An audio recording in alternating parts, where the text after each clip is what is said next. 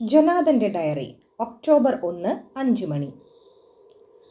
മീന വളരെയധികം ഉത്സാഹവതിയായി കാണപ്പെട്ടു.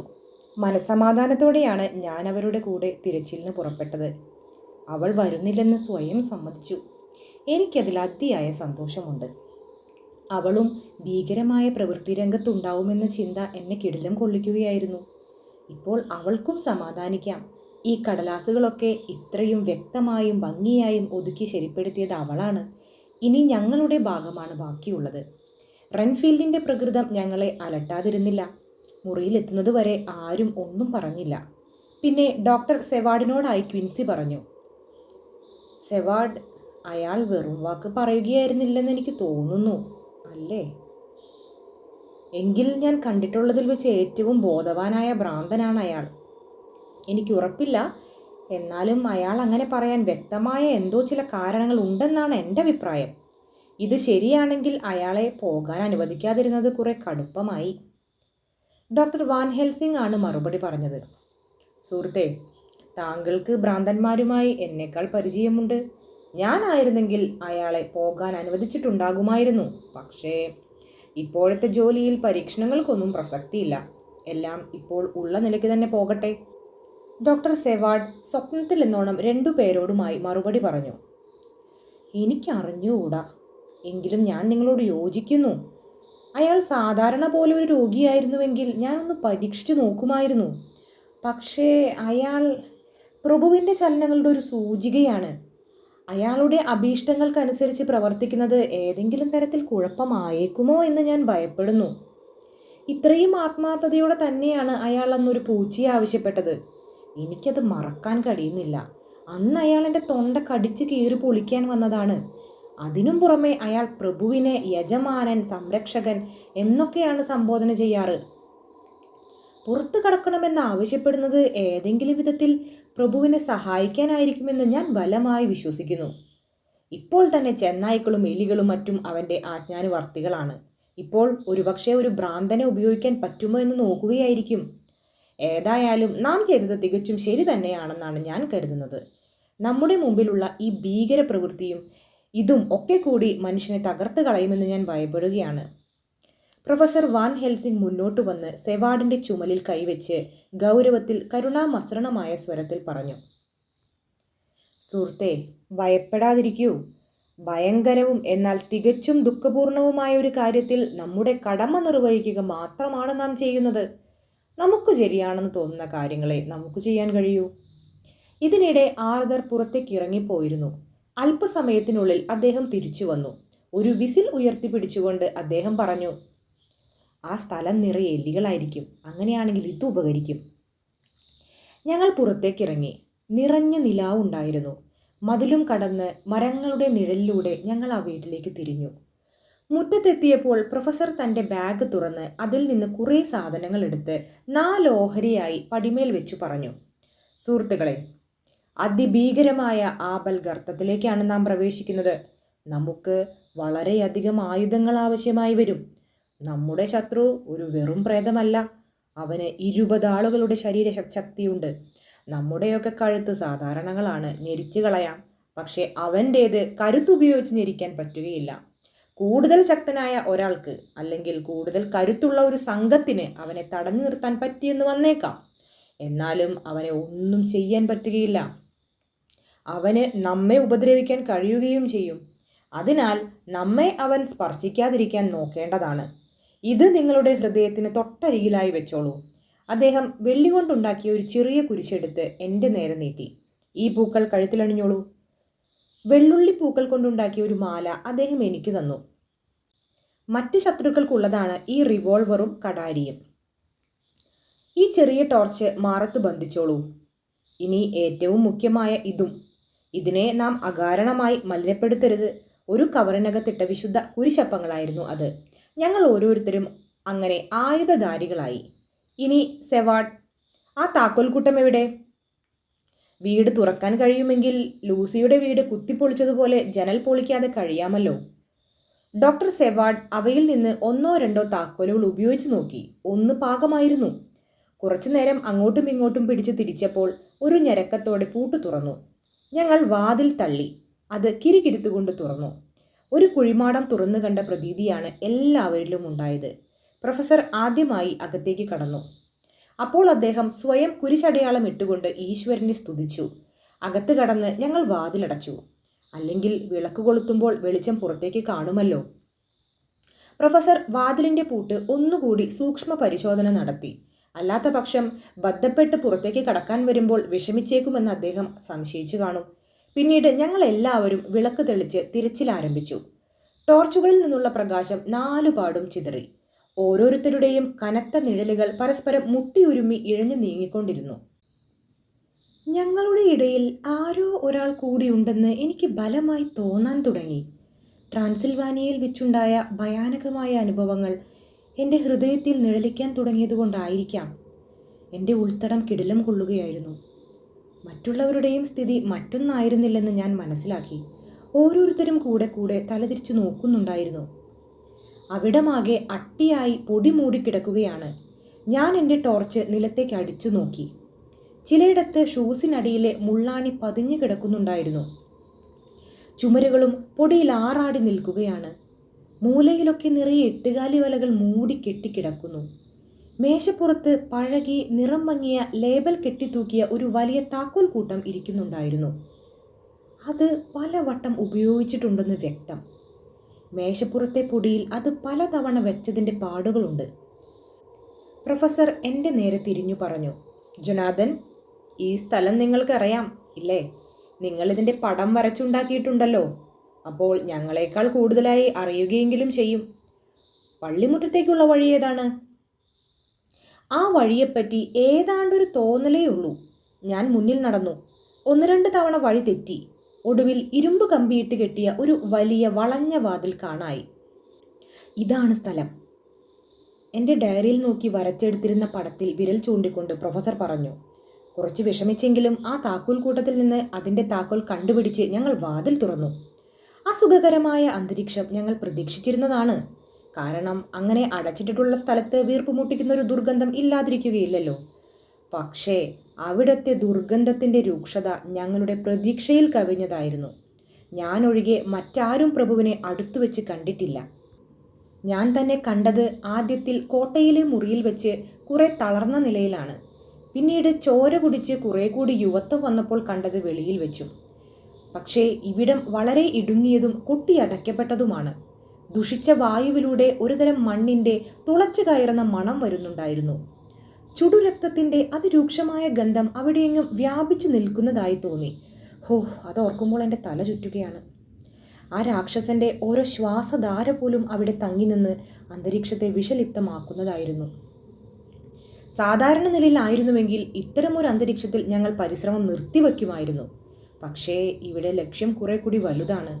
ശാരീരികമായ വിഷമതകൾ അതിനു മുമ്പിൽ എത്രയോ തുച്ഛം. ആദ്യത്തിലുണ്ടായ തരിപ്പ് മാറിയപ്പോൾ ഞങ്ങൾ പനിനീർപ്പൂക്കൾ നിറഞ്ഞ ഒരു പൂന്തോപ്പിലാണെന്ന പോലെ തിരക്കിട്ട ജോലി ആരംഭിച്ചു. ഞങ്ങൾ അവിടെ സസൂക്ഷ്മം പരിശോധിച്ചു. അപ്പോൾ പ്രൊഫസർ പറഞ്ഞു, ആദ്യമായി നോക്കേണ്ടത് എത്ര പെട്ടികൾ നീക്കം ചെയ്യപ്പെട്ടിട്ടുണ്ടെന്നാണ്. പിന്നീട് ഇവിടെ ഓരോ മുക്കും മൂലയും പരിശോധിക്കണം.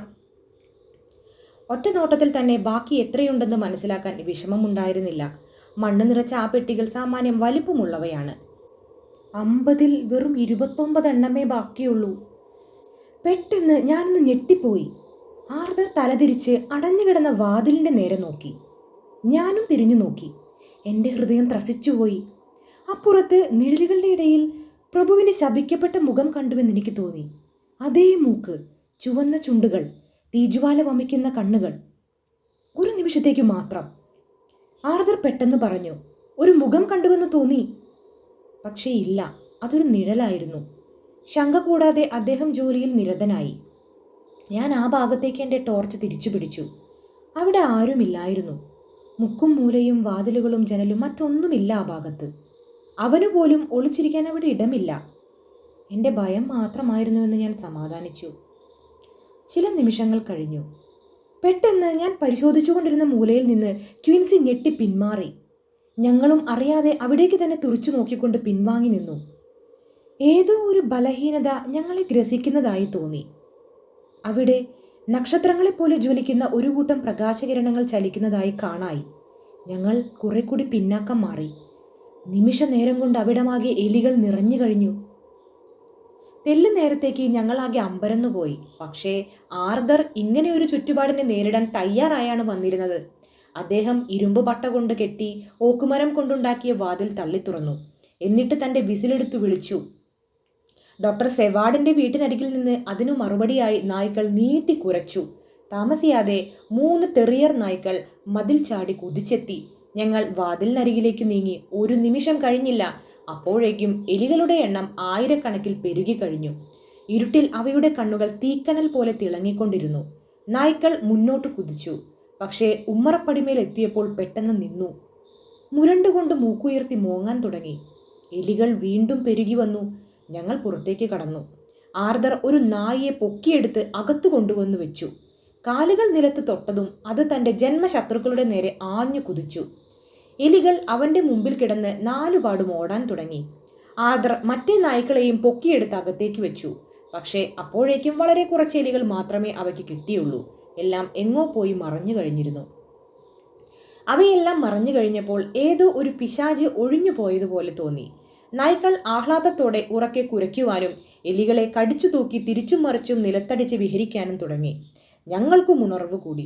വാതിൽ തുറന്നപ്പോൾ അകത്തേക്ക് ശുദ്ധവായു വന്നതുകൊണ്ടോ ഞങ്ങൾ പള്ളിമുറ്റത്തേക്ക് ഇറങ്ങിയതുകൊണ്ടോ എന്തോ ഒരു ദുശ്ശകുനത്തിൻ്റെ ശാപം ഞങ്ങളുടെ മേൽ നിന്ന് നീങ്ങിപ്പോയതുപോലെ തോന്നി. ഞങ്ങൾ പുറത്തേക്കുള്ള വാതിൽ അടച്ചുപൂട്ടി. നായ്ക്കളെയും കൂട്ടി തിരച്ചിൽ ആരംഭിച്ചു. അട്ടയിൽ കിടക്കുന്ന പൊടിയല്ലാതെ അവിടെ മറ്റൊന്നും തന്നെ ഉണ്ടായിരുന്നില്ല. പിന്നീട് നായ്ക്കൾ ഒരിക്കലും അസുഖം പ്രകടിപ്പിക്കുകയുണ്ടായില്ല. അവ എലികളെ തേടിക്കൊണ്ട് ഉത്സാഹത്തോടെ ഓടി നടന്നു. ഞങ്ങൾ പുറത്തേക്കിറങ്ങിയപ്പോൾ കിഴക്ക് വെള്ള കയറി കഴിഞ്ഞിരുന്നു. പ്രൊഫസർ വാൻ ഹെൽസിംഗ് ആ താക്കോൽ കൂട്ടത്തിൽ നിന്ന് പുറത്തെ വാതിലിന്റെ താക്കോൽ എടുത്തു. പുറത്തു കടന്ന് വാതിൽ ഭദ്രമായി പൂട്ടിയ ശേഷം അദ്ദേഹം ആ താക്കോൽ പോക്കറ്റിലിട്ടു. ഇതുവരെ, അദ്ദേഹം തുടർന്നു, നമ്മുടെ രാത്രി വിജയകരമാണ്. പ്രതീക്ഷിച്ച തരത്തിലുള്ള ആപത്തൊന്നും സംഭവിച്ചില്ല. എത്ര പെട്ടികൾ നഷ്ടപ്പെട്ടിട്ടുണ്ടെന്ന് മനസ്സിലാക്കാൻ സാധിക്കുകയും ചെയ്തു. ഇന്ന് നമ്മുടെ മീനയെ ഒപ്പം കൊണ്ടുവരേണ്ടതില്ലെന്ന് തോന്നിയതിൽ ഞാൻ സന്തോഷിക്കുകയാണ്.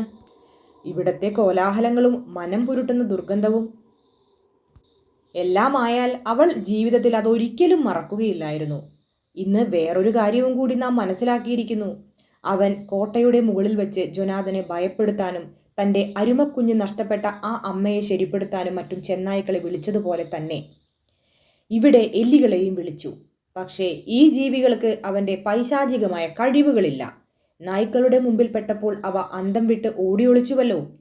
പക്ഷേ ഏറ്റവും ശക്തിയായ ആപത്ത് ഇനിയും വരാനിരിക്കുന്നതേയുള്ളൂ. ആ കൊടും പാപി തൻ്റെ ശരിയായ ശക്തി ഇനിയും പ്രയോഗിച്ചിട്ടില്ല. അതായത് അവൻ മറ്റെവിടെയോ പോയിരിക്കണം. നല്ലത്. ഈ സന്ദർഭം നമുക്ക് ശരിക്കും ഉപയോഗിക്കണം. ഇപ്പോൾ വീട്ടിലേക്ക് പോവുക.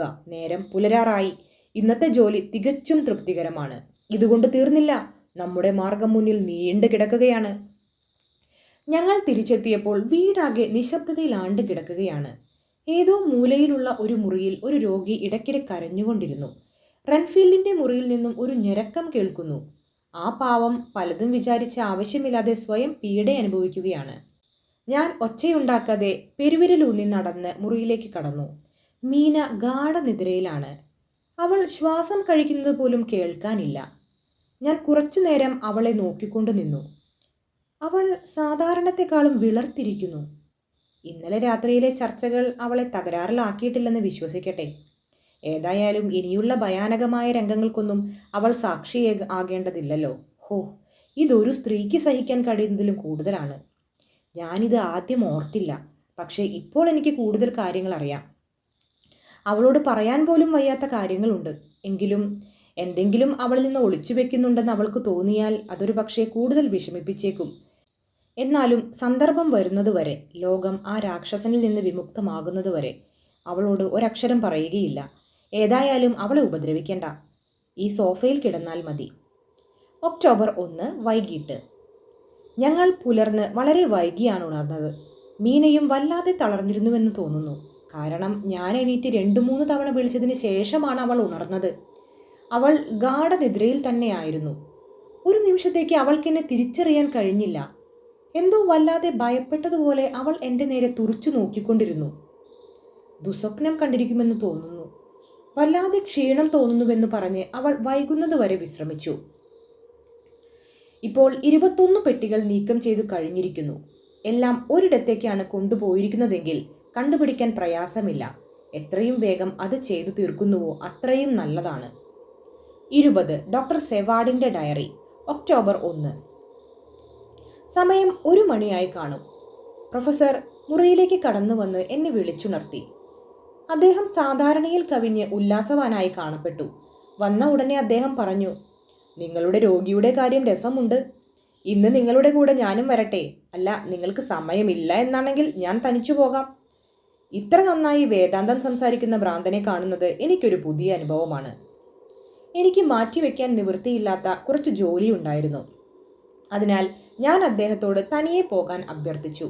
ഒരു പരിചാരകനെ വിളിച്ച് വേണ്ടപ്പെട്ട നിർദ്ദേശങ്ങൾ കൊടുത്തയക്കുകയും ചെയ്തു. രോഗിയെപ്പറ്റി അബദ്ധമായ ഒരു ധാരണയും നേടിവെക്കരുതെന്ന് ഞാൻ അദ്ദേഹത്തെ പ്രത്യേകം ഓർമ്മിപ്പിച്ചു. പക്ഷേ അദ്ദേഹം തുടർന്നു, ജീവികളെ പിടിച്ചു തിന്നുന്നതിനെപ്പറ്റി ചിലതറിയാനായി ഞാൻ അയാളെ കൊണ്ട് സംസാരിപ്പിക്കുകയേ ഉള്ളൂ. അയാളെപ്പറ്റി ഓർക്കുമ്പോൾ ബുദ്ധിമാന്മാരായ ആൾക്കാരിൽ നിന്നുള്ളതിനേക്കാൾ വളരെയധികം കാര്യങ്ങൾ ഈ സൂക്കേടുകാരിൽ നിന്ന് മനസ്സിലാക്കാൻ കഴിയുമെന്ന് ഞാൻ വിശ്വസിക്കുന്നു. എന്തോ ആർക്കാണറിയുക. ഞാൻ എൻ്റെ ജോലി തുടർന്നു. സമയം തീരെയില്ലെന്ന് തോന്നി. പക്ഷേ താമസിയാതെ വാൻ ഹെൽസിംഗ് മുറിയിലേക്ക് തിരിച്ചു വന്നു. ഞാൻ ശല്യപ്പെടുത്തുകയാണോ? വാതിലിനരികെ നിന്നുകൊണ്ട് അദ്ദേഹം ചോദിച്ചു. അല്ലല്ല, വരൂ, എൻ്റെ ജോലി തീർന്നിരിക്കുന്നു. വേണമെങ്കിൽ നമുക്ക് ഒരുമിച്ച് പോകാം.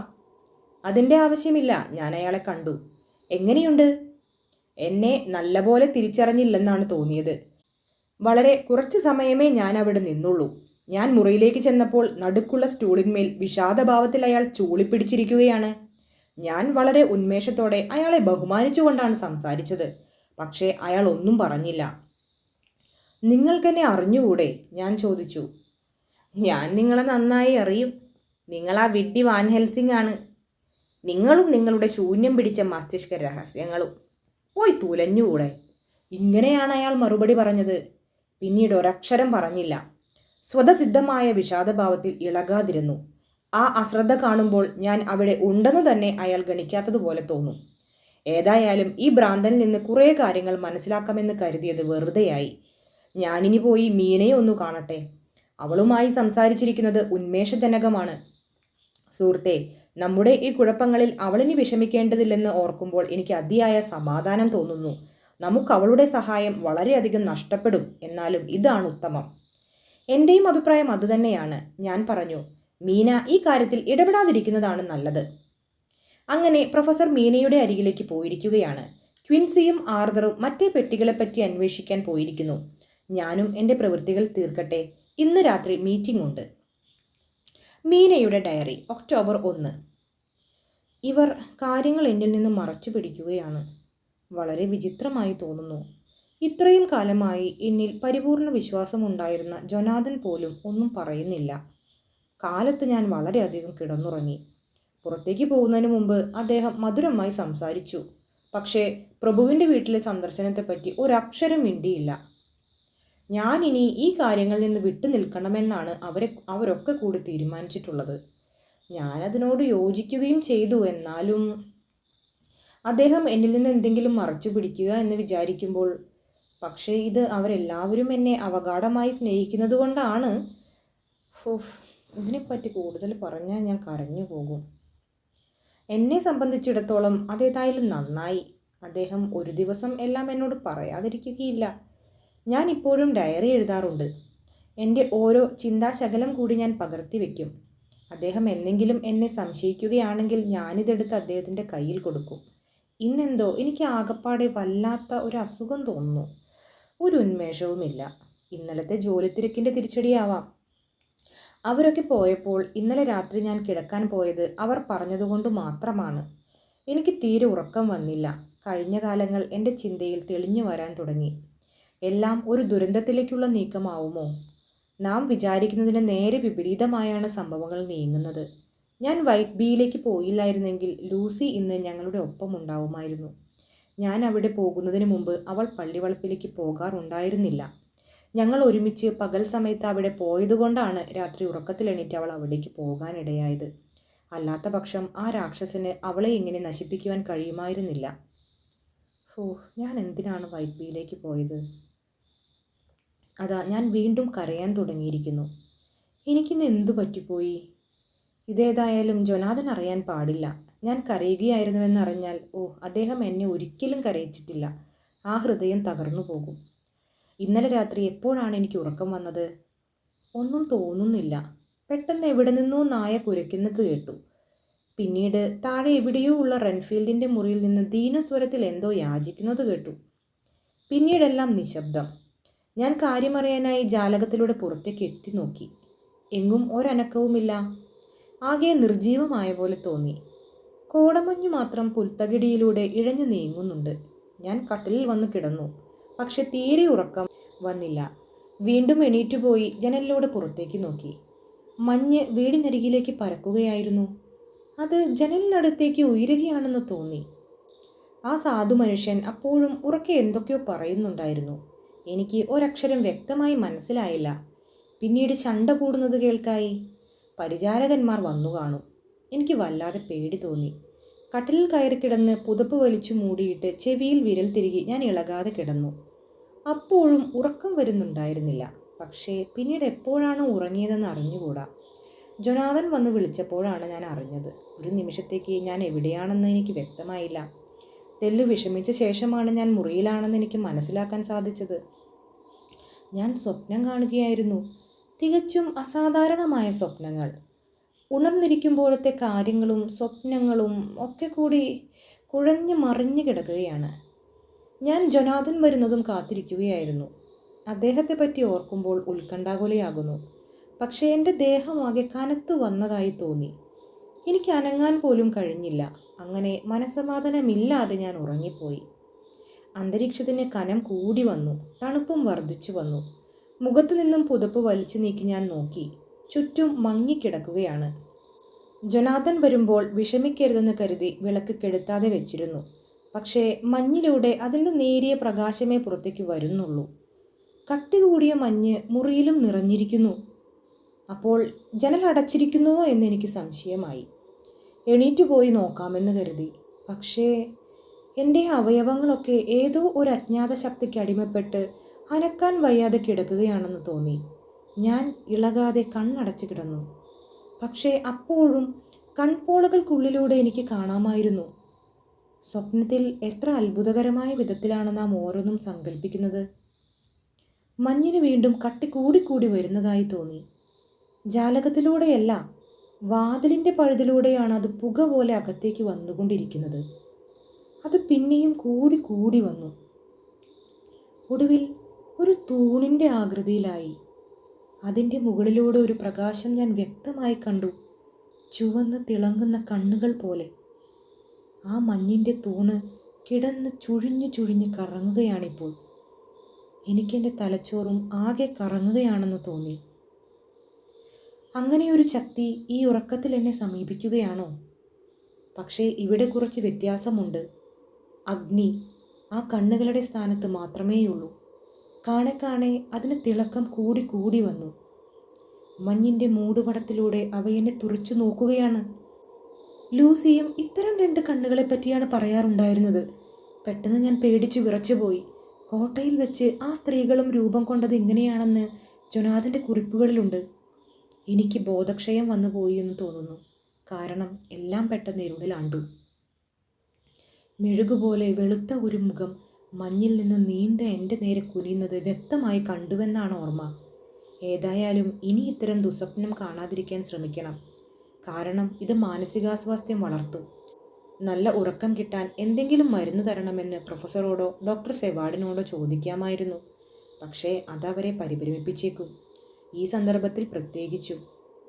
ഇങ്ങനെയുള്ള ഒരു സ്വപ്നം അവരെ വല്ലാതെ ഉലച്ചു കളയും. ഇന്ന് രാത്രി ഞാനേതായാലും നന്നായി കിടന്നുറങ്ങും. ഇന്നും ഉറങ്ങാൻ കഴിഞ്ഞില്ലെങ്കിൽ നാളെ രാത്രി ഒരു ഡോസ് ഉറക്കമരുന്ന് തരാൻ പറയണം. എന്നാൽ സുഖമായി ഉറങ്ങാമല്ലോ.